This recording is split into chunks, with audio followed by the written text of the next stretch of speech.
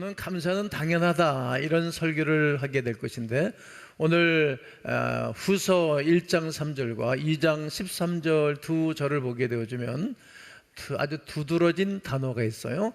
당연함은, 항상 하나님께 감사할지니 이것은 당연함은, 당연하다, 이 단어를 이제 붙잡을 것이고, 또 후서 2장 13절 보게 되어지면은 너희에 관하여 마땅히 하나님께 뭐 할 것은, 감사할 것은, 마땅히, 당연하다, 마땅하다, 두 단어를 붙잡고 말씀을 증거하도록 할 것입니다. 당연하다, 이 단어는 일의 앞뒤 사정을 놓고 볼 때 마땅히 그러하다 이런 말이에요. 앞뒤의 사정을 살펴보니까 마땅히 그렇게 할 수밖에 없다, 마땅한 일이다, 이런 뜻이에요. 또 2장 13절 보면 주께서 사랑하시는 형제들아, 여러분 주님이 여러분과 저를 사랑하시는 줄로 믿습니다.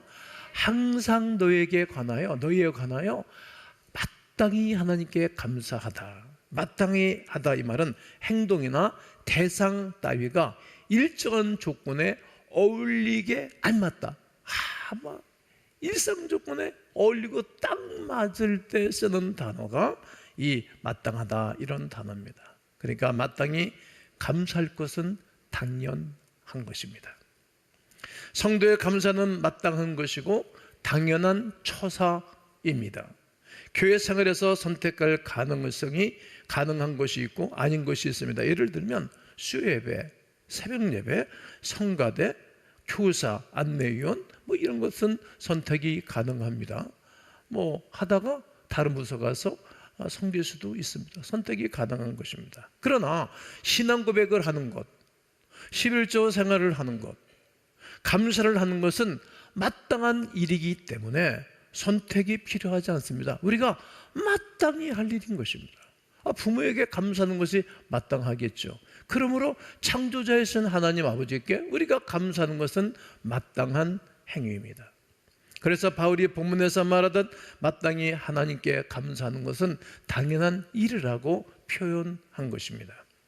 한국교회 교력에 맞춰서 우리 가문교회도 11월 셋째 주일이면 변함없이 추수감사주일을 지킵니다. 추수감사절의 근원은 구약 성경에 있습니다. 추수감사절 한 주 전에 우리는 미리 마음을 담아 하나님께 감사하라고 주보에다가 추수감사 헌금 봉투를 넣어서 배포를 했습니다. 미리 감사 예물을 담아 드리도록 감사 봉투를 나눠 드린 것입니다. 어느 분은 감사할 내용을 보면 주님 감사해요, 오늘 이 찬송을 엔딩송으로 했는데 감사한 거예요. 그러니까 이 단어는 어떤 것인가 하면 감사하는데 무슨 긴 말이 필요하겠나, 이런 뜻이 아니겠어요? 또 어느 분은 늘 감사 헌금을 할 때마다 그냥 늘 한자로 쓰는 거예요. 늘. 이 단어는 무슨 뜻입니까? 그냥 언제나 감사한다, 이런 뜻이에요. 좋을 때도 감사하고 힘들 때도 감사하고, 또 마음의 상처를 받을 때도 감사하고, 상처를 또 다른 사람에게 위로할 때도 감사하고, 이리저리 생각해 보니 범사에 감사하다는 의미입니다. 어떤 분은 10가지 감사와 함께 예물을 드린 분이 계셨는데, 여러분들이 감사합니다, 제가 선도하면 여러분들 후미를 하는 것입니다. 건강 주셔서, 일거리 주셔서, 아이들 건강하게 자라게 하셔서, 학교 잘 다니게 해주셔서, 좋은 교회 주셔서, 은혜로운 말씀 먹고 자라게 해주셔서, 죄사함 받고 구원받게 해주셔서, 천국 가게 해주셔서, 기쁘게 살게 해주셔서, 이 감사 편지를 쓰게 해주셔서, 이 쪽지와 함께 그렇게 생활이 여유로운 가정은 아닌데 봉투에다가 100만 원을 담아서 감사한 그 감사를 오늘 제가 여러분들에게 소개해 드리는 것입니다. 저에게는 잊지 못하는 감사한 가정의 이야기입니다. 여기 앉아 계십니다. 여러분도 할 수만 있으면 우리가 최선을 다해서 감사로 하나님을 영원하게 드리면 좋을 것이라 생각됩니다. 이처럼 감사는 성도의 당연한 행위입니다. 감사는 마땅히 반드시 해야 하는 성도의 의무이며 기본입니다. 감사 없는 신앙은 위선과 기만으로 가득 차 신앙입니다. 바울은 마땅히 감사할 조건을 오늘 쭉 열거하고 있습니다. 왜 마땅히 감사할 것인가? 그 중에 하나가 택하신 것을 감사하는 거예요. 하나님이 여러분을 선택해 주신 것을 믿으시지요? 그래서 감사하는 거예요. 오늘 본문 2장 13절을 보면 마땅히 하나님께 감사할 것은 하나님이 처음부터 너희를 택하사, 선택은 사랑의 증거입니다. 처음부터 하나님이 여러분과 나를 하나님의 자녀로 선택하였기에 어느 날 부르신 거예요.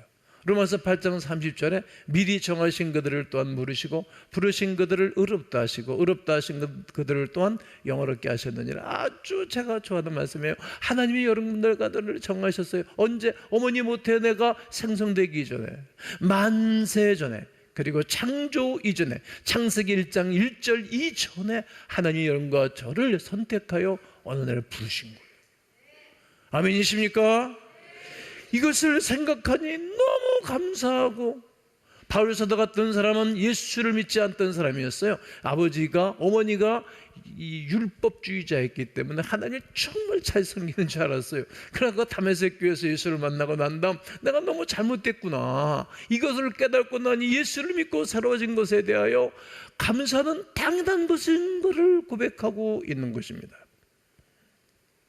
우리가 주님을 선택한 것이 아니라 우리 하나님이 우리를 선택해 주신 것입니다. 돌석에 파묻혀 있던 금강석은 똘맹이나 다름이 없습니다. 그러나 그것을 파내고 다듬고 깎아서 빛나는 다이아몬드를 만들어 놓으면 아주 값어치가 높은 그러한 보석이 되는 것입니다.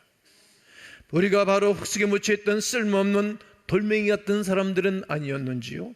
그런데 하나님이 꺼내시고 닦고 갈아서 하나님의 자녀로 만들어 주신 것입니다. 그 선택에 감사할 것은 아주 당연한 처사입니다. 여러분과 제가 하나님의 선택하신 것에 대한 당연한 감사가 오늘 다시 한번 생기고 고백하는 시간 되기를 주의 이름으로 축원합니다. 감사하는 것은 성령으로 거룩하게 하심을 감사하는 것입니다. 2장 13절 하반절에 보면 성령의 거룩하게 하심과 진리를 믿음으로 구원을 받게 하심이니, 예수 그리스도를 믿음으로 말미암아 구원을 받습니다. 믿어지시죠? 잘 나가는 사람들 치고 예수님 잘 못 믿는 거예요. 뭔가가 좀 2% 부족하고 뭔가가 1% 부족하는 이 건추리 같은 그런 형의 사람들이 예수를 잘 믿어요. 우리 교회 공부 잘하는 학생들다가 몇 놈을 불러다가 물어봤어. 야, 넌 어떻게 공부 잘 대답을 안 해? 그래서 내가 먼저 앞질러서 내가 물어봤죠. 너 교과서 다 외우지? 고개 끄덕대더라고. 방학 동안에 미리 사책에 나오잖아요. 이렇게 방학하는 그날에. 그럼 그거 방학 기간에 다 외워버리는 거예요. 그리고 자기들은 적당히 공부하고 다른 공부하는 거예요. 그러니까 답을 하는 거예요. 이렇게 잘 나가는 사람들은 노력하고 수고하는 것입니다. 사업 잘하는 분들, 여러분 밤잠을 안 자고 스트레스 엄청나게 받고 그 대기업을 일구는 거예요. 대기업에서 근무하는 분들은 열심히 일하세요. 농땡이 치지 말고. 그럼 잘못하는 거예요.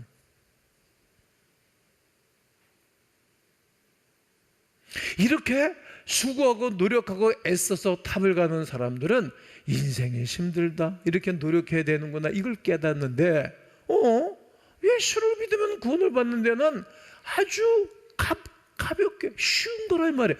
너무 쉬우니까 안 믿는 거예요. 근데 그런 사람들이 인생의 밥그릇을 높아지고 힘든 일, 어려운 일, 밤잠을 자지 못할 일, 가슴 아파 어쩔 바를 모르는 일을 봉착하게 되면 인간의 연약함을 발견하게 되죠. 어떻게 할까? 방법이 없을까? 그때 떠오르는 말씀이 고난당하는 것이 내게 유익이라 고난당함으로 말미암아 내가 주의 율례를 배우게 되었나이다. 이 부탁이 오는 거예요. 그런 분들이 많이 계시죠. 그리고 거기서 예수님을 만나고 내가 잘못 생각하고 잘못 살은 것을 깨달아 창조주 하나님 앞에 무릎을 꿇는답니다. 그때부터 창의적이고 창조적이고 도전 정신을 가지고 이 땅을 살아가면서 마지막이 잘 되는 줄로 믿습니다. 아멘 해보세요. 믿음으로 의롭게 되고 성령으로 거룩하게 됩니다. 거룩한 성도는 능력과 권능을 하나님께서 주심으로 말미암아 성도의 감사는 당연한 것입니다. 사도행전 1장 8절을 읽겠습니다.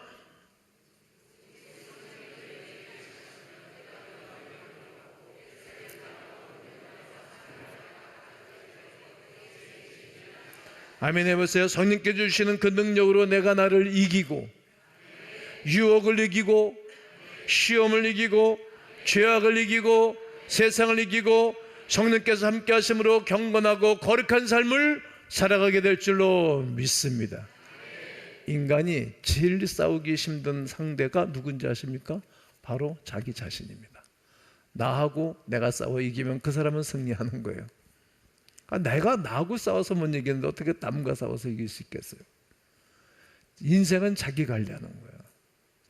진리를 믿음으로 구원을 받게 하신 것을 감사합니다.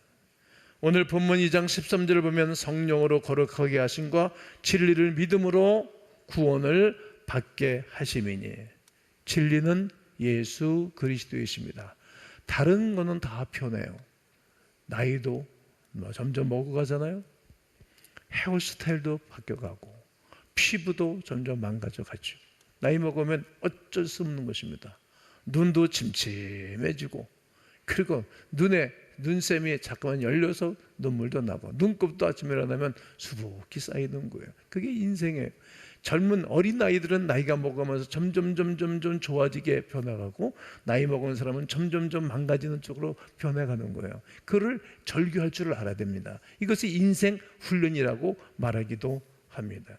그런데 누가? 그리스도 예수로 말미암아 우리를 새롭게 하시는 것입니다. 그분만이 우리를 아름답게 복되게 인생을 살아가도록 도우시는 분이십니다. 요한복음 14장 6절을 읽겠습니다. 시작. 예수께서 이르시되 내가 곧 길이요 진리요 생명이니 나로 말미암지 않고는 아버지께로 올 자가 없느니라.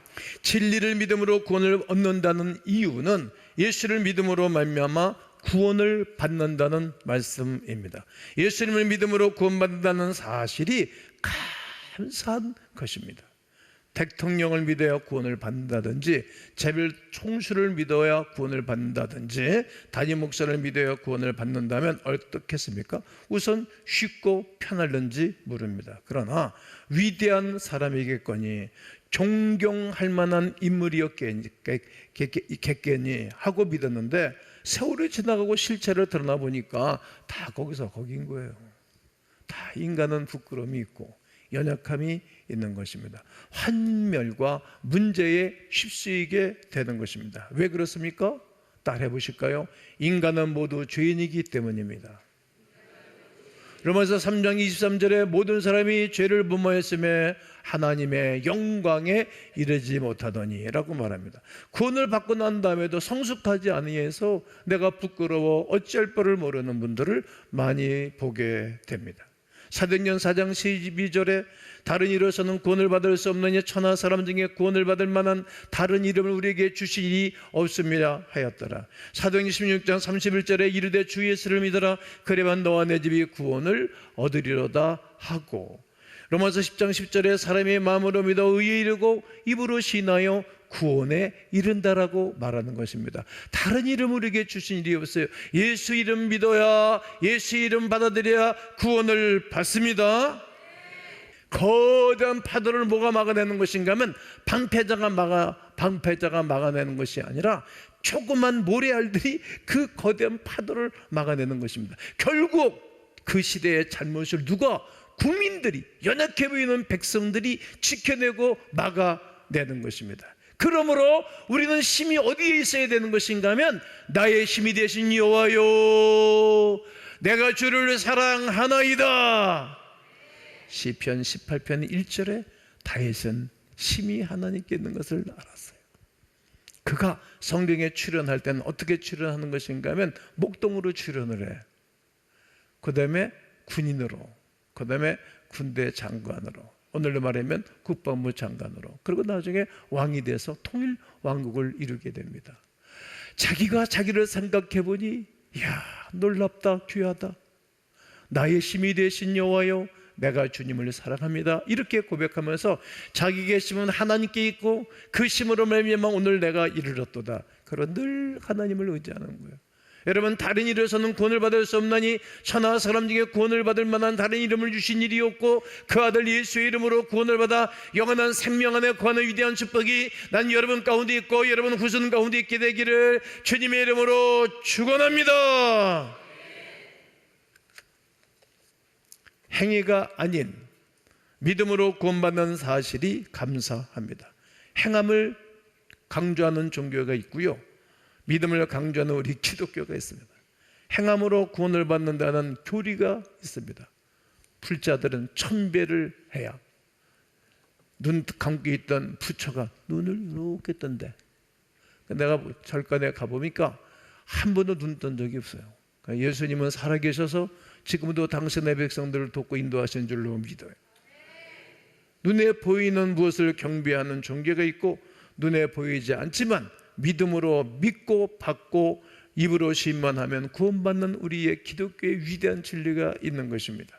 만일 행함으로 구원을 받는다면 과거를 가진 사람은, 죄를 범한 사람, 지탄받고 손가락질을 받는 사람은 한 사람도 구원받지 못할 것 아니겠습니까? 10계명 가운데 1계명서부터 4계명은 하나님께 대한 말씀이고 5계명에서부터 10계명은 사람에 대한 얘기입니다. 이 계명은 하라 하지 말라로 담겨져 있는데 하라는 말씀은 2계명이고 하지 말라고 부정적인 명령은 8개. 왜냐하면 사람들이 하지 않을 것을 하기니까 하나님이 그렇게 말씀하신 거예요. 하라는 말씀은 안식일을 지켜라 이렇게 말씀하셨고 네 부모를 주 안에서 공경하라 하라는 말씀은 2계명이고 다 하지 말라는 것입니다. 이 말은 무엇을 하였기 때문에 우리가 구원을 받고 영원한 하나님의 자녀가 아니라는 거예요. 믿었기 때문에 구원을 받는 것입니다. 아멘. 믿고 구원받은 사람은 이렇게 살라. 삶의 철칙, 삶의 철학을 말씀은 하셨습니다. 다시 말씀드리면 믿음으로 구원을 받았으니까 이제 엎치락 뒤치락 이것저것 막 하면서 인생 살라는 말씀이 아닌 것입니다. 구원을 받은 사람은 하나님의 백성으로 빛과 소금의 직분을 감당하며 살아야 될 것을 말씀하셨습니다. 여러분, 교회에도 빛과 소금처럼 사는 분들이 계세요. 어두운 세상의 빛으로 오신 예수요, 예수요. 어두운 세상을 밝게 비추는 거예요. 한 사람의 마음이 어둠에 사로잡혀 있고 실망하는 사람을 찾아가서 격려해서 그 사람이 빛을, 어둠을 몰아내고 그 마음속에 소망을 심어주는 거예요. 우리 교회에 그런 분들이 많이 계시죠. 이렇게 믿음이 자라난 것을 보고 감사한 거예요. 3절에 보면 이것이 당연하면 너희 믿음이 더욱 자라고 너희 믿음이 더욱 자라고 믿음이 커진 거예요. 야, 데살로니가 가가지고 어려움을 뭉청 당했거든요. 아데미 신전이 있었던 지역이기 때문에 거기에 반발하는 동네 사람들이 예수를 믿으면 더 잘하는 거예요. 물에 술탄도 술에 물탄도 흥청흥청하는 사람은 예수를 믿어도 그렇게 믿더라고. 근데 이 동네는 아데미 신전이 있었던 곳인데 바울이 돌에 맞아 죽을 뻔했던 그런 곳이에요. 그런데 거기서 살아남아서 복음을 전했는데 그 동네 사람들이 믿음이 쭉 큰 거예요. 그리고 장성한 사람이 되어져 가지고 다른 사람을 돌볼 수 있는 사람이 된 것입니다. 굳게 서 있는 믿음의 사람이 된 것입니다. 3장 8절 보면 그러므로 너희가 주 안에 굳게 선주 우리가 이제는 살리라. 흔들리지 않는 믿음을 가졌고 다른 사람 흔들흔들대는 사람을 격려하고 위로하고 축복해 줘가지고 그들이 우뚝우뚝 세워진 거예요. 우리 교회 어느 학생이 이제 청년이 됐는데 목사님 저는 우리 가운데 뼈를 묻겠습니다 그러더라고. 그래서 속으로 내가 너 이쁜 소리 한다. 니네 엄마 아버지가 그렇게 믿음 생활 잘하니까 너도 그런 얘기 하는구나. 그럼 내가 주의 있게 봤죠. 제자훈련을 마쳤죠. 이런 참 좋은 뿌리 깊이 내린 하나님의 사람들로 하여금 교회가 든든히 세워지는 것입니다. 아주 중요한 것입니다. 당연한 것입니다. 그런 믿음의 식구들이 있는 것에 대해서 당연히 감사를 지금 바울이 하고 있는 것입니다. 사랑하며 믿음 생활하니 감사한 것입니다. 오늘 3절 하반절에 보면 너희가 다 각기 서로 사랑함이 풍성함이요. 사랑하는 것이 너무 멋졌어요. 어떻게 교인들이 다 잘하지 않아요.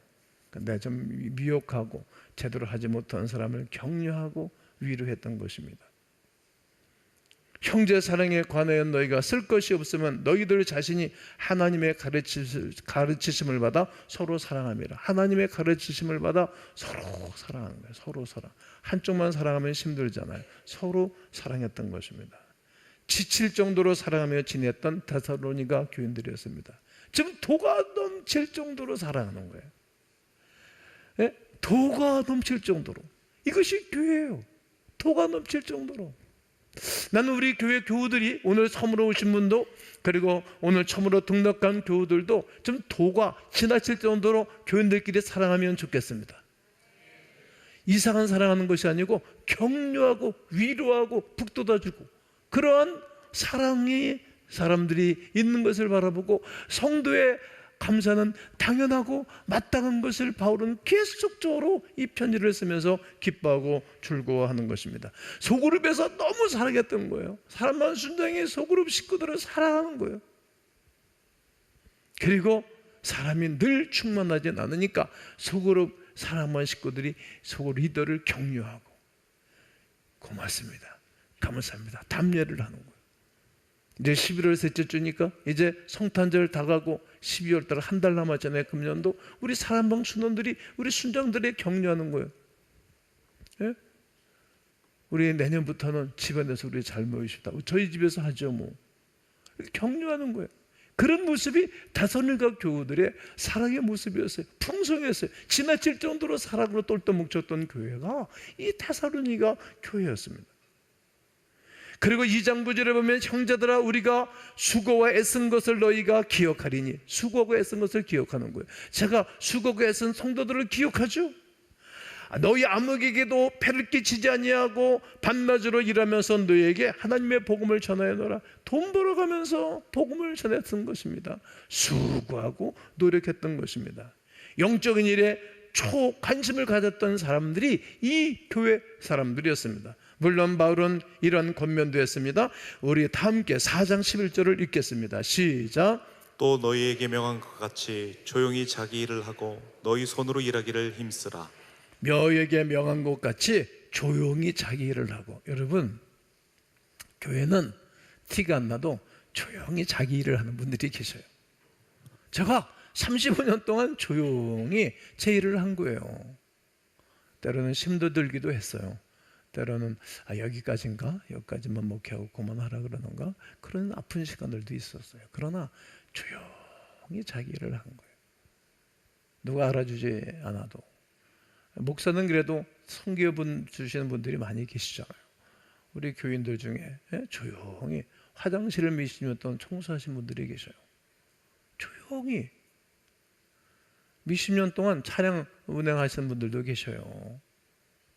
조용히 자기 일을 한 교인들이 있는 것을 바라보고 바울이 고마웠겠죠. 제가 목회를 해보니까, 몇십 년 동안 해보니까 조용히 자기 일을 그 자리에서 변함없이 헌신한 식구들이 계셔요. 그러니까 성도가 목사가 감사하는 것은 당연한 거예요. 감사하는 것은 마땅한 것입니다. 자기 일을 하는 거예요. 뭐 특출나지 않아도 뭐 그러면 어때요? 여러분들이 간이 어떻게 생겼는지 본 적이 없잖아요. 꺼내볼 수도 없고. 그러니까 간이 외부로부터 들어온 독소를 걸러주는 거예요, 얘가.